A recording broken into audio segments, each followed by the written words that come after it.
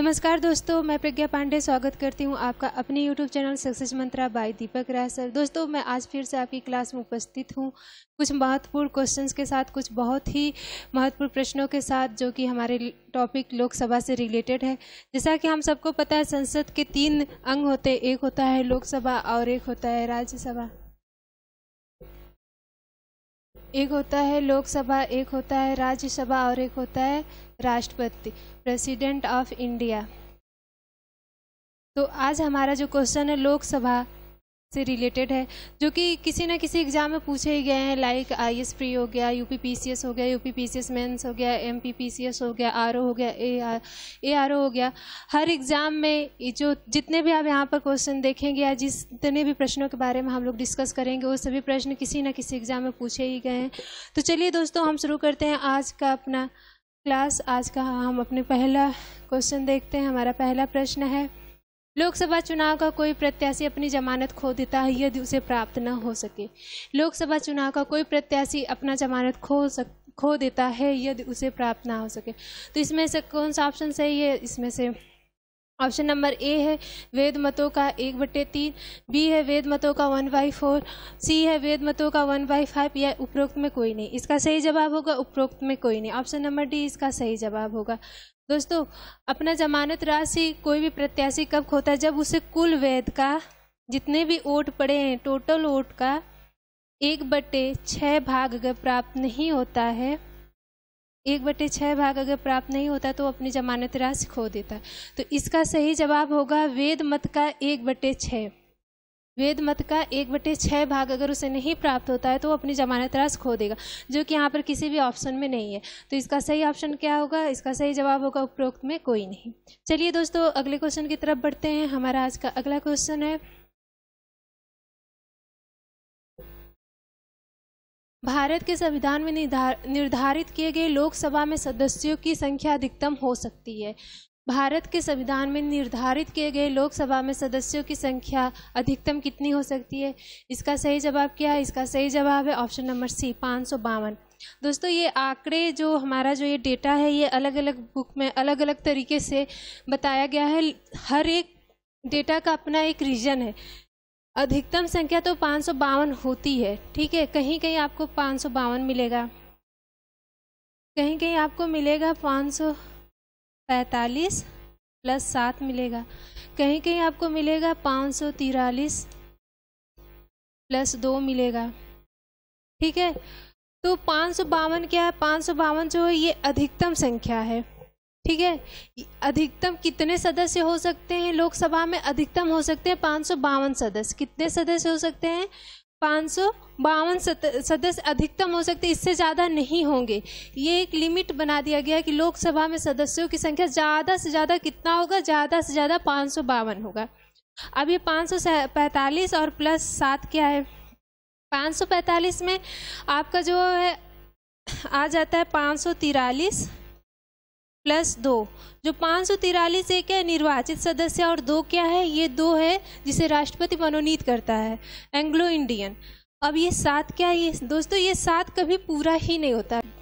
ये 7 मेंबर लोकसभा में तब आएंगे जब हमारे पास कश्मीर का वह हिस्सा होगा जिसे हम क्या कहते हैं? पाक अधिकृत कश्मीर।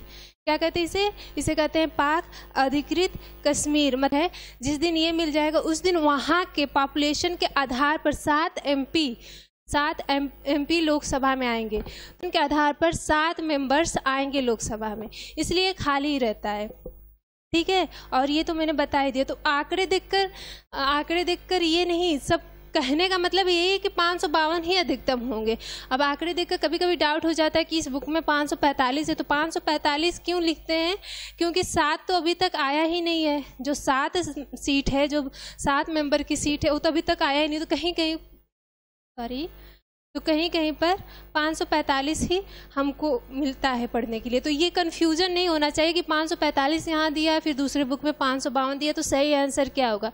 सही आंसर ये होगा अधिकतम से क्या 552 हो सकती है, लेकिन प्रेजेंट टाइम में वर्तमान में कितनी है? 545 है। ये 7 को क्यों छोड़ दिया गया? क्योंकि 7 अभी तक कभी आया ही नहीं है। जिस दिन हमको कश्मीर मिल जाएगा उस दिन वहाँ के 7 मेंबर्स हमारे लोकसभा में निर्वाचित किए जाएंगे, ठीक है। तो चलिए अगले क्वेश्चन की तरफ बढ़ते हैं। आज का हमारा अगला क्वेश्चन है, संविधान के किस संशोधन ने लोकसभा के सदस्यों की संख्या 525 से बढ़ाकर 545 कर दी है? पूछ रहा है संविधान के किस संशोधन ने लोकसभा के सदस्यों की संख्या 525 से बढ़ाकर 545 कर दी है? कौन सा इसका ऑप्शन सही होगा? 31वें संशोधन ने, या 35वें संशोधन ने, या फिर 42वें संशोधन ने, या फिर 45वें संशोधन ने? इसका सही जवाब होगा ऑप्शन नंबर ए,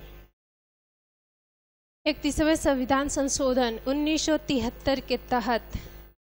1973 के तहत लोकसभा सदस्यों की संख्या 525 से बढ़ाकर 545 कर दी गई। ठीक है दोस्तों, क्लियर? चलते हैं अगले क्वेश्चन की तरफ। आज का हमारा अगला प्रश्न है, लोकसभा में राज्यों को किस आधार पर सीटें आवंटित की जाती है?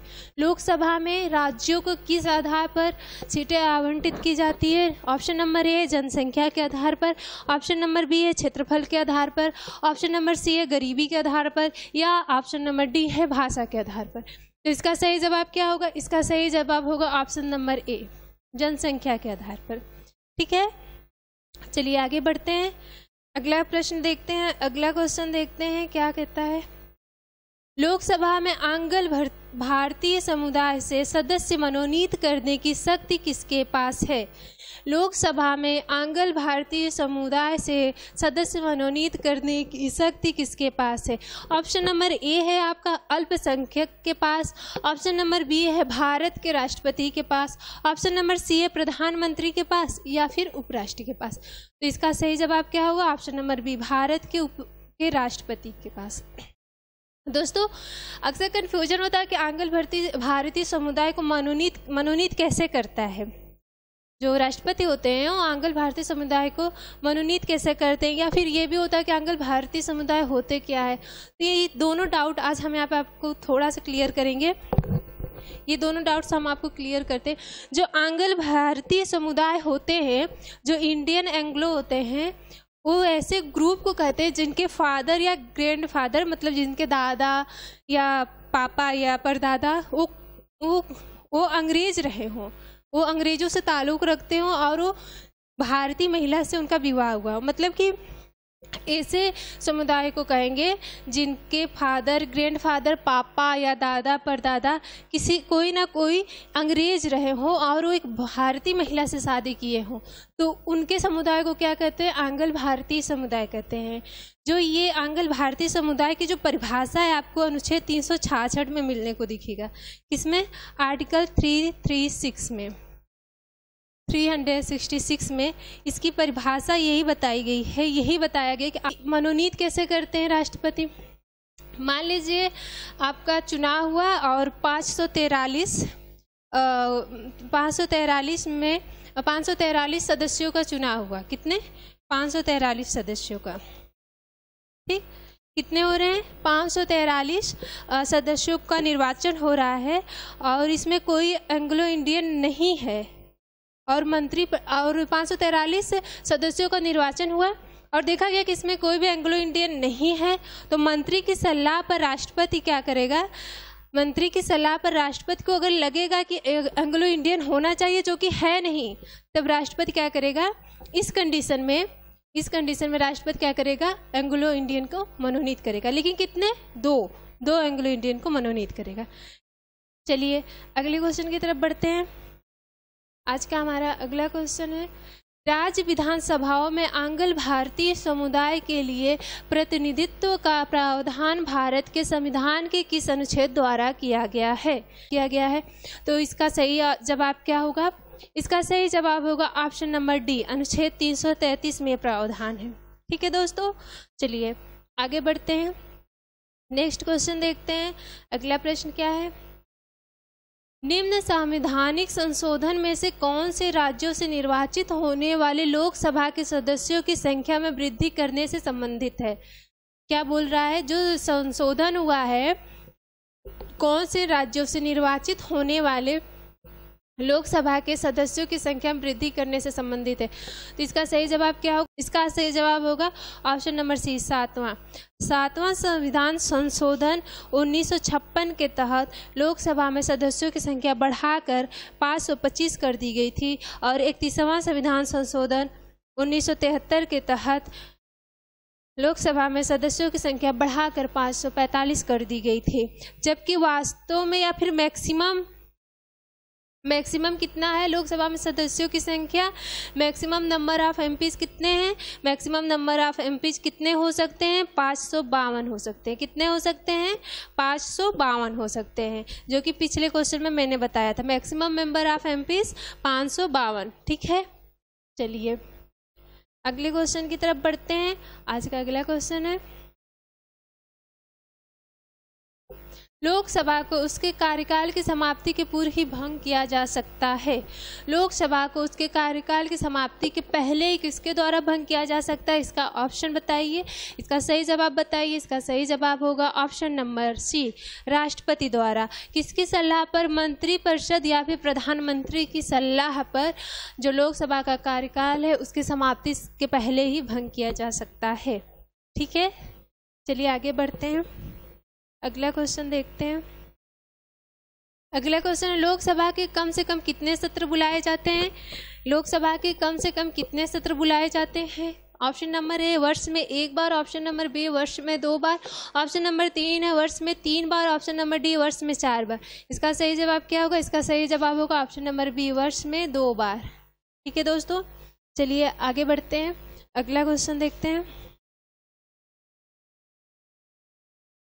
अगला क्वेश्चन है, लोकसभा का कोरम कुल सदस्य संख्या का कितना होता है? कोरम मीन्स होता है गणपूर्ति। क्या होता है? गणपूर्ति।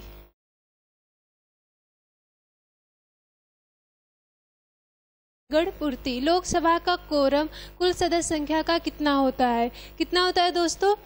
Option number A 1/3, option number B 1/5, option number C 1/11 या ऑप्शन नंबर डी है 1/10। कितना होता है? इसका सही जवाब है ऑप्शन नंबर डी, 1/10। कुल सदस्य संख्या का 1/10 होता है। कुल सदस्य संख्या का 10वां भाग होता है। ठीक है, चलिए आगे बढ़ते हैं, अगला क्वेश्चन देखते हैं। अगला है, लोकसभा की बैठक समाप्त की जा सकती है। लोकसभा की बैठक समाप्त की जा सकती है। ऑप्शन नंबर ए स्थगन द्वारा, ऑप्शन नंबर बी है सत्रवासन द्वारा, ऑप्शन नंबर सी है विघटन द्वारा या फिर उपरोक्त सभी द्वारा।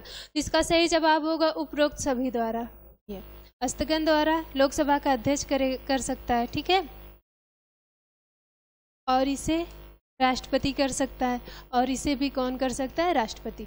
तो पूछ रहा है लोकसभा की बैठक समाप्त की जा सकती है, तो इन तीनों के द्वारा लोकसभा की बैठक समाप्त की जा सकती है। तो इसका सही जवाब होगा उपरोक्त सभी द्वारा। ठीक है, चलिए अगले क्वेश्चन की तरफ बढ़ते हैं। अगला क्वेश्चन है, भारत में किस राज्य का लोकसभा व राज्यसभा में प्रतिनिधित्व सर्वाधिक है? भारत में किस राज्य का लोकसभा व राज्यसभा में प्रतिनिधित्व सर्वाधिक है? उत्तर प्रदेश। लोकसभा में कितनी है? 80 है सीट इसकी, और राज्यसभा में कितनी है? 31 है। कितनी है? 31 है। ठीक है, लोकसभा में कितनी है? 80 है, और राज्यसभा में कितनी है? 31 है। चलिए अगले क्वेश्चन की तरफ बढ़ते हैं। आज का हमारा अगला क्वेश्चन है, उत्तर प्रदेश के बाद लोकसभा में सर्वाधिक स्थानों का आवंटन किया गया है। उत्तर प्रदेश के बाद लोकसभा में सर्वाधिक स्थानों का आवंटन किया गया है, इनमें से कौन सा है? ऑप्शन नंबर है आंध्र प्रदेश को, ऑप्शन नंबर बी है बिहार को, ऑप्शन नंबर सी है महाराष्ट्र को, ऑप्शन नंबर डी है पश्चिम बंगाल को। इसका सही जवाब होगा ऑप्शन नंबर सी, महाराष्ट्र को। कितनी सीट दी है? 48। ठीक है दोस्तों, चलिए आगे बढ़ते हैं। अगला क्वेश्चन है, लोकसभा के कितने स्थान राजस्थान के लिए निर्धारित है? लोकसभा के कितने स्थान राजस्थान के लिए निर्धारित? सी 25।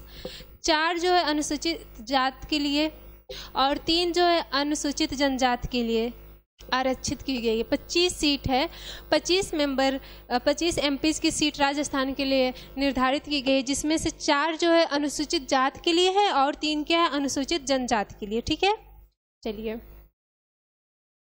अगला क्वेश्चन देखते हैं। अगला क्या है, निम्न युग्मों में कौन सा युग्म सही नहीं है? इधर राज्य दिया, उधर लोकसभा में स्थान दिया। आंध्र प्रदेश में 42, असम में 13 और पंजाब में 13, पश्चिम बंगाल में 42। इसमें से कौन सा सही नहीं है? इसमें से कौन सा सही नहीं है? ऑप्शन नंबर बी, असम में 13 नहीं है। असम में कितने हैं? इसका सही जवाब होगा असम में 14 सीट है या 14 स्थान है। ठीक है, चलिए अगले क्वेश्चन की तरफ बढ़ते हैं। अगला क्वेश्चन देखते हैं क्या है। लोकसभा में राज्यों के प्रतिनिधित्व को सम्मिलित कीजिए। इधर राज्य उधर प्रतिनिधित्व है। आंध्र प्रदेश में कितने हैं? 25 है। आंध्र प्रदेश में कितनी सीट है? 25 है। तमिलनाडु में कितनी है? तमिलनाडु में आपका 39 है। और महाराष्ट्र में कितना है? महाराष्ट्र में आपका 48 है। और छत्तीसगढ़ में 11 है। और पश्चिम बंगाल में 42 है। तो इसका कौन सा ऑप्शन सही है? इसका ऑप्शन नंबर डी सही है।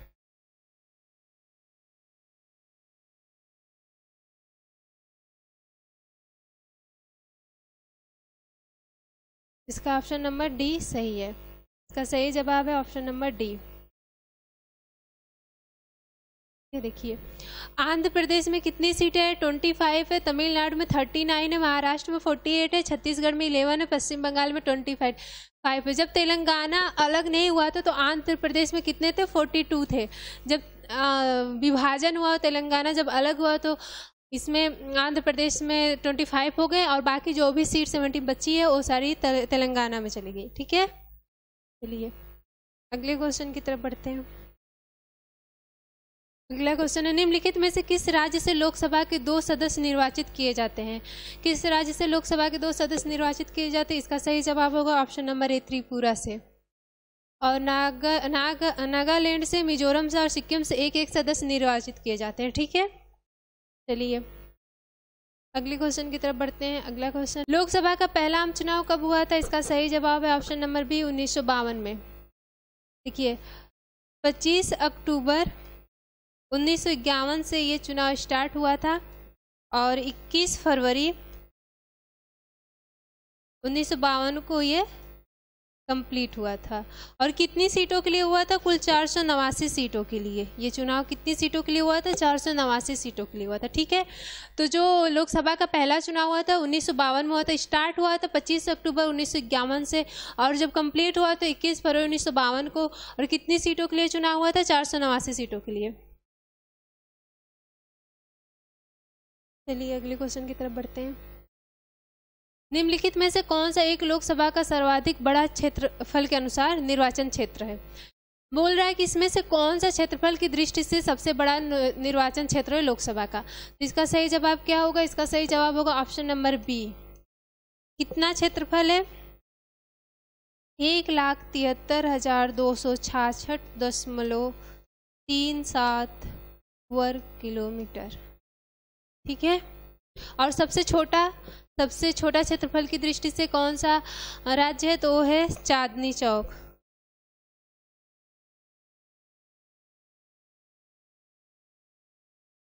कितनी है? 10.59 वर्ग किलोमीटर, 10.59 वर्ग किलोमीटर। ठीक है, सबसे बड़ा लद्दाख है, फिर सबसे छोटा है चांदनी चौक। ठीक है, चलिए आगे बढ़ते हैं।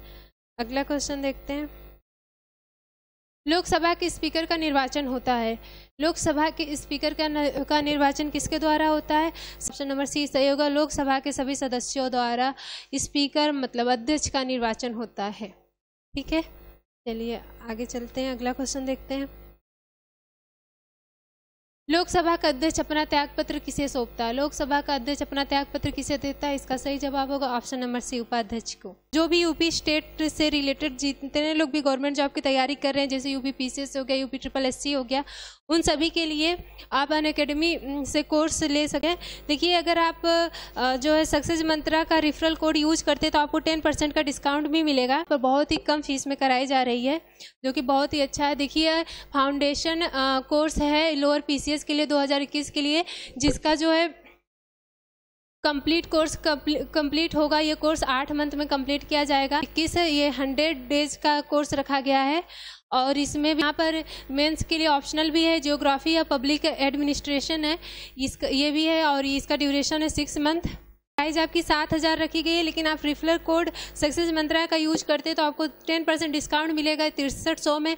आप यूपी स्टेट से रिलेटेड जो भी वैकेंसी निकल रही है, यूपी स्टेट से रिलेटेड जिस भी गवर्नमेंट जॉब की आप तैयारी कर रहे हैं, वहाँ यहाँ पर सिर्फ 6300 में कर सकते हैं। साल भर का कोर्स है, साल भर की पूरी फीस आपकी 6300।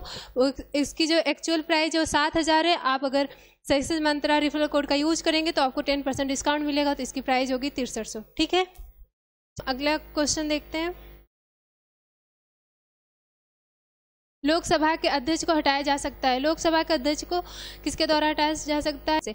इसका सही जवाब होगा ऑप्शन नंबर ए, लोकसभा के कुल सदस्यों के बहुमत द्वारा पारित प्रस्ताव से। ठीक है, चलिए आगे चलते हैं। अगला क्वेश्चन है, लोकसभा के प्रथम अध्यक्ष कौन थे? लोकसभा के प्रथम अध्यक्ष कौन थे? इसका सही जवाब ऑप्शन नंबर ए, मावलंकर गणेश वासुदेव मावलंकर थे, जो कि 15 मई 1952 को ये लोकसभा के प्रथम अध्यक्ष चुने गए थे। ठीक है, कब चुने गए थे? 15 मई 1952 को। ठीक है, चलिए अगला क्वेश्चन देखते हैं। अगला क्वेश्चन है, लोकसभा की प्रथम महिला अध्यक्ष कौन है? लोकसभा की प्रथम महिला अध्यक्ष, इसका सही जवाब होगा option number D, Meera Kumar, जो 2009 में चुनी गई थी, जून 2009 में चुनी गई थी। ठीक है, चलिए अगले क्वेश्चन की तरफ बढ़ते हैं। अगला क्वेश्चन है, निम्नलिखित में से कौन प्रथम जनजाति लोकसभा का अध्यक्ष थे? कौन से प्रथम जनजाति लोकसभा के अध्यक्ष थे? तो इसका सही जवाब होगा option number D, P A Sangma. कौन थे? P A Sangma. P A Sangma Lok Sabha के प्रथम जनजातीय अध्यक्ष थे। चलिए अगले क्वेश्चन की तरफ बढ़ते हैं। अगला क्वेश्चन, लोकसभा सचिवालय प्रत्यक्ष रूप से किसकी देखरेख में कार्य करता है? लोकसभा सचिवालय प्रत्यक्ष रूप से किसकी देखरेख में काम करता है? किसकी देखरेख में? गृह मंत्रालय के, संसदीय कार्य मंत्रालय के, या भारत के राष्ट्रपति के, या लोकसभा अध्यक्ष के? इसका सही जवाब होगा ऑप्शन नंबर डी, लोकसभा अध्यक्ष के। इसका सही जवाब होगा ऑप्शन नंबर डी, लोकसभा अध्यक्ष के। दोस्तों तो आज के लिए बस इतना ही, ये बहुत ही इंपॉर्टेंट क्वेश्चन। उम्मीद करती हूँ आप लोगों को ये क्लास पसंद आएगी। अगर ये क्लास पसंद आती है तो आप इसे शेयर कीजिए, लाइक कीजिए और सब्सक्राइब कीजिए हमारे चैनल को। और मिलते हैं अगली क्लास में कुछ और भी ज़्यादा महत्वपूर्ण टॉपिक के साथ या महत्वपूर्ण क्वेश्चंस के साथ। तब तक के लिए धन्यवाद।